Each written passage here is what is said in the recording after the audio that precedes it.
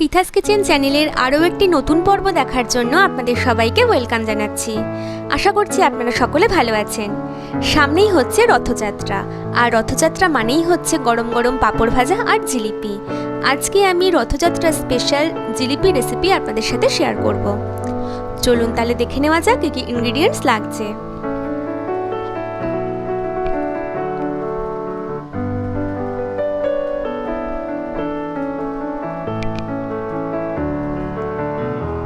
এবার প্রসিডিওর দেখে নেব। আমি একটা বাটিতে মেজারমেন্ট কাপের 1 কাপ পরিমাণ মতো ময়দা নিলাম, আর 2 টেবিল স্পুন মতো আমি টক দই ফেটিয়ে রেখেছিলাম, সেটাও দিয়ে দিলাম। দুটো ভালো করে মিক্সড করে নেব। আপনাদের কাছে হ্যান্ড হুইস্ক থাকলে আপনারা কিন্তু সেটাও ইউজ করতে পারেন।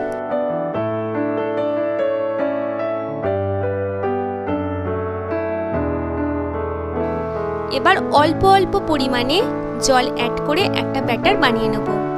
ব্যাটারটা কিন্তু খুব পাতলা হবে না, একটু শক্ত হবে, সেই জন্য অল্প অল্প করেই জল আমি অ্যাড করব।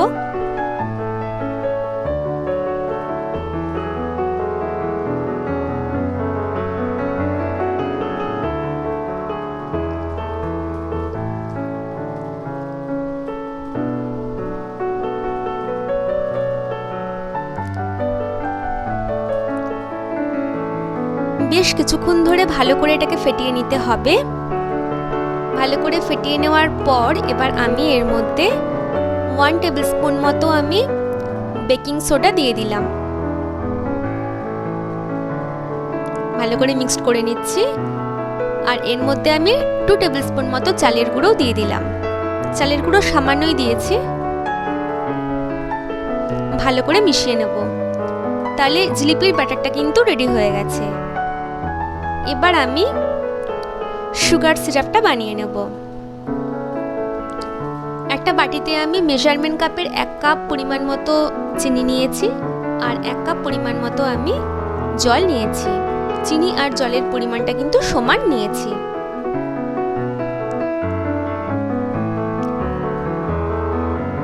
বেশ কিছুক্ষণ এটাকে একটুখানি ফোটাতে হবে।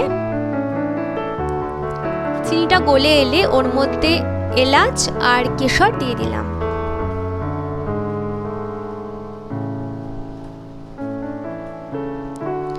সুন্দর একটা কালার এসছে।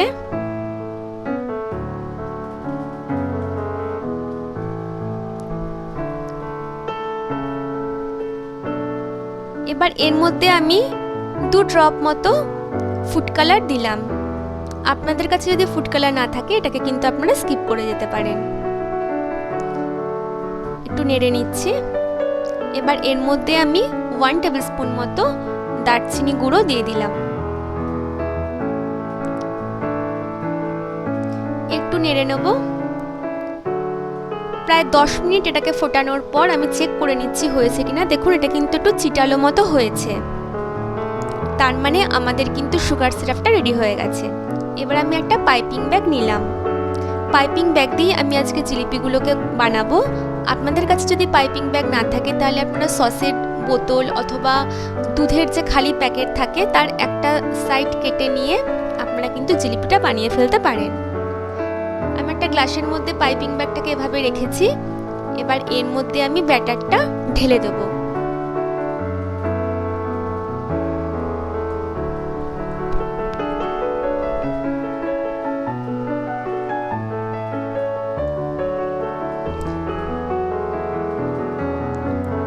এবার এই পাইপিং ব্যাগের সামনের দিকটা আমি কাঁচি দিয়ে কিন্তু কেটে দেব।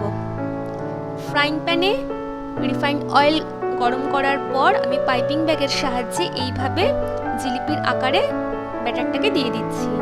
আমি কিন্তু জিলিপির শেপ করতে একদমই পটু নই।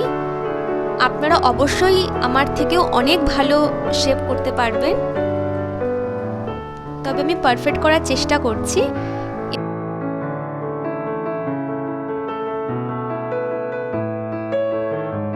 এভাবে উল্টে পাল্টে এটাকে কিন্তু একটু ভেজে নিতে হবে।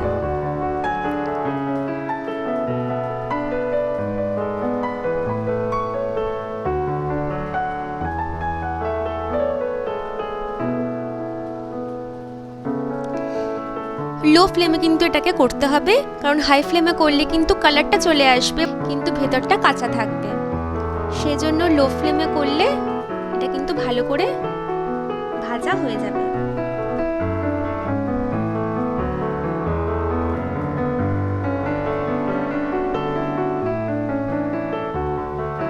বারবার উল্টে পাল্টে এইভাবে আমি ভেজে নিচ্ছি।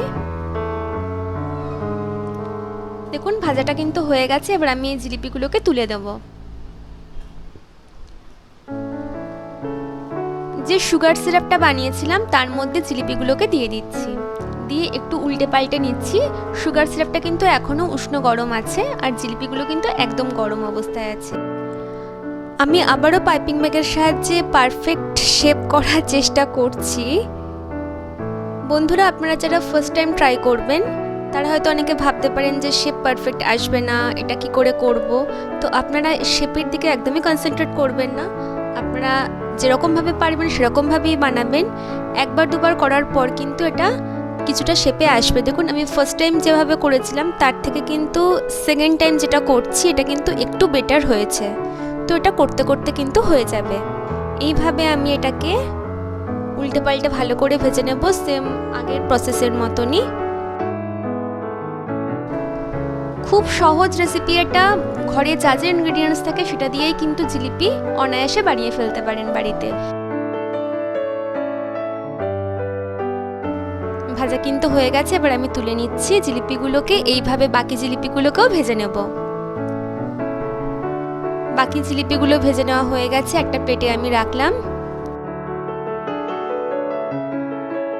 তো আমি এখান থেকে একটা জিলিপি তুললাম। আমি একটু চেক করে নেব যেটা একটু মুচমুচে হয়েছে কি হয়নি।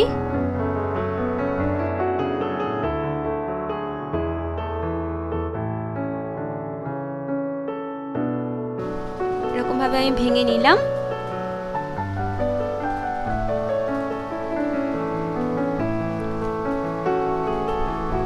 একটু টেস্ট করে দেখি। বেশ মুচমুচে হয়েছে।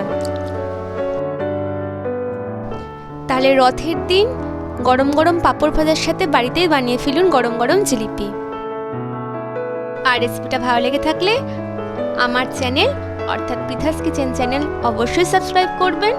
আর চ্যানেলে লেটেস্ট রেসিপির নোটিফিকেশন পাওয়ার জন্য বেল বাটন প্রেস করবেন। আজ এই পর্যন্ত, নেক্সট দিন অন্য কোনো রেসিপি শেয়ার করব। ধন্যবাদ।